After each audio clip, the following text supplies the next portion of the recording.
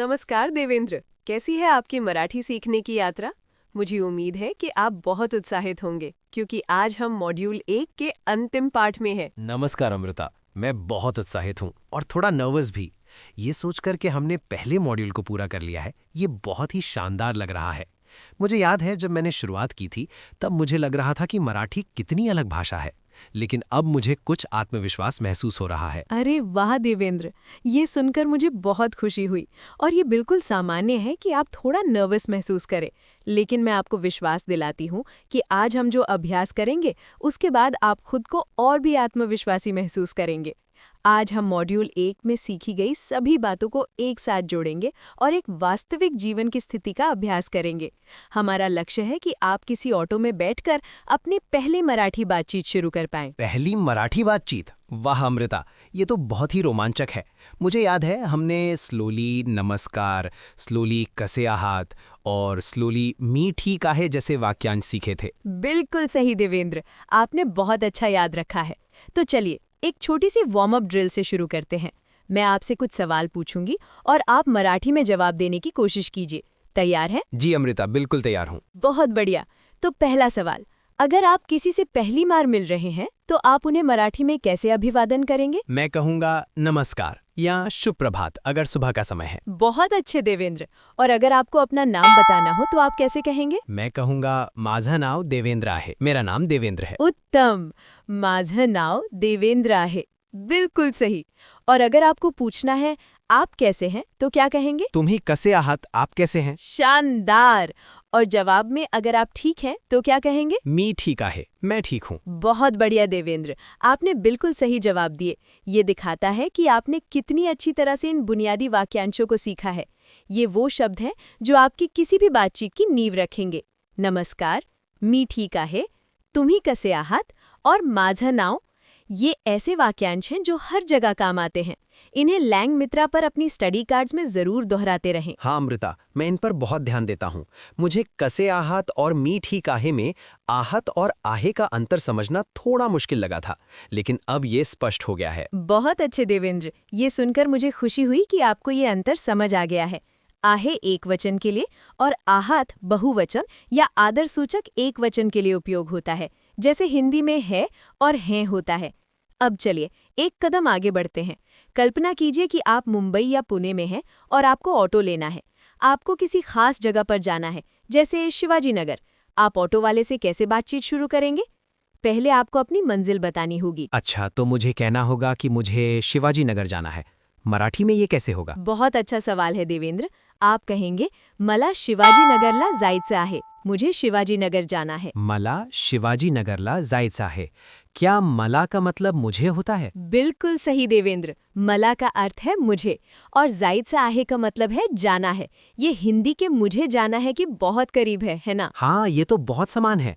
मला शिवाजीनगरला जायचं आहे, मुझे शिवाजीनगर जाना है। बहुत अच्छा उच्चारण देवेंद्र। अब मान लीजिए ऑटो वाला हाँ कर देता है, फिर आपको पूछना होगा कि कितने पैसे लगेंगे या कितना किराया है। आप इसे मराठी में कैसे पूछेंगे? कितने के लिए क्या शब्द था, मुझे याद नहीं आ रहा है अमृता। कोई बात नहीं देवेंद्र, ये एक महत्वपूर्ण शब्द है। आप कहेंगे किती पैसे या फिर किती रुपए। किती पैसे या किती रुपए, ठीक है। ये तो हिंदी के कितने पैसे से बहुत मिलता जुलता है। बिल्कुल, ये एक और उदाहरण है कि कैसे मराठी और हिंदी में कई समानताएं हैं जिससे सीखना आसान हो जाता है। किती का अर्थ है कितने और पैसे या रुपए का अर्थ तो आप जानते ही हैं। तो चलिए एक छोटा सा रोल प्ले करते हैं। मैं ऑटो वाला हूँ और आप सवारी हैं। आप मुझसे पूछिए कि आपको कहाँ जाना है और फिर किराए के बारे में पूछिए। ठीक है अमृता, मैं कोशिश करता हूँ। या कुठे जायचं आहे? नमस्कार, मला शिवाजीनगरला जायचं आहे। बहुत अच्छा देवेंद्र, आपने नमस्कार और मला शिवाजीनगरला जायचं आहे बिल्कुल सही कहा।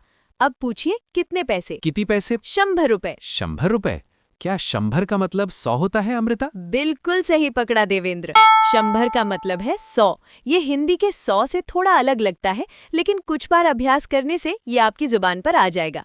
तो आपका जवाब क्या होगा अगर आप सहमत हैं? ठीक है। शानदार। और फिर? धन्यवाद। शानदार देवेंद्र, देखिए आपने कितनी आसानी से एक पूरी बातचीत कर ली। आपने अभिवादन किया, अपनी मंजिल बताई, किराया पूछा और फिर धन्यवाद भी कहा।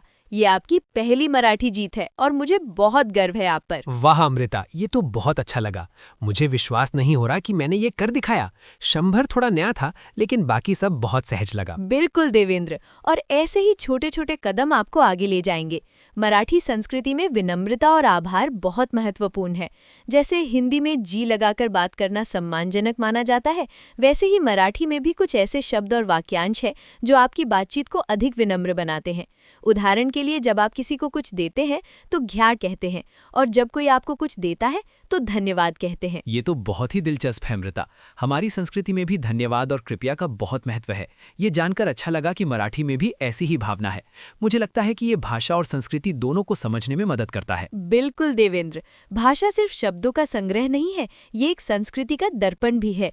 और जब आप भाषा सीखते हैं तो आप उस संस्कृति के करीब आते हैं। अब चलिए इस पूरी ऑटो बातचीत को एक बार फिर से करते हैं, लेकिन इस बार मैं आपसे कोई गलती नहीं चाहती। आप पूरी तरह से तैयार हैं? ठीक है अमृता, मैं पूरी कोशिश करूंगा। या कुठे जायचं आहे? नमस्कार, मला शिवाजीनगरला जायचं आहे। हो, या किती पैसे? किती रुपये? 100 रुपये। ठीक आहे, धन्यवाद। शानदार देवेंद्र, ये बिल्कुल परफेक्ट था। आपने न केवल सही वाक्यांशों का उपयोग किया, बल्कि आपके बोलने में भी आत्मविश्वास झलक रहा था। आपने मॉड्यूल 1 में बहुत अच्छी प्रगति की है। लैंग मित्रा पर आपको ऐसे ही अभ्यास करने के लिए और भी बहुत सारे उदाहरण और सिमुलेशन मिलेंगे। ये सुनकर बहुत अच्छा लगा अमृता। अब मुझे सच में लग रहा है कि मैं कहीं भी जाकर मराठी में बात कर सकता हूँ।